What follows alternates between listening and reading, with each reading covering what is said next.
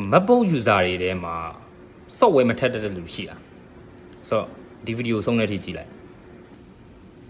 အဲ့ဒီမှာ MacBook မှာဆိုလို့ရှိရင်သူကပုံမှန်ဆိုရင်တော့ဒီ App Store ကနေပြီးတော့တော်တော်များများ software ရထောင်းလို့ရတယ်ဒါပေမဲ့ဘယ်လို crack version တွေကြတော့သူက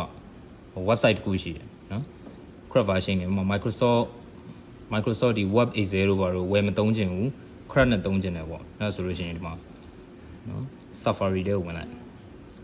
အဲ့ဒီမှာရရမှာက TORRENT torrent mac နော် torrentmac.net okay နော် okay ဒီ website လေးနော်ဒီ torrentmap.net ဆိုတဲ့ဟာလေးရှိတယ်နော်အဲ့ဒီမှာဆိုလို့ရှိရင်ဒီမှာ category တွေခွဲထားပေးတယ်ဒီမှာဆိုလို့ရှိရင် office ပေါ့ထားပါတော့နော်အဲဆိုလို့ရှိရင်ဒီမှာ Microsoft Web Excel PowerPoint နော်ဒီမှာဒီ file လေးကိုဒီမှာ download နော်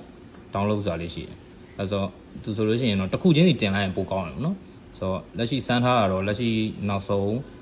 ဒီ update ပေါ့နော် iOS update နဲ့နောက်ဆုံး update နဲ့အဆင်ပြေတယ်နော် crack file နေဟိုတခါတည်းပါပြီးသား crack file อ่ะသူက installation သူက guide လည်းပါတယ်အဲ့ဒါကိုကြည့်ပြီးတော့တင်ရုံပဲဆိုတော့အားလုံးကျေးဇူးတင်ပါတယ်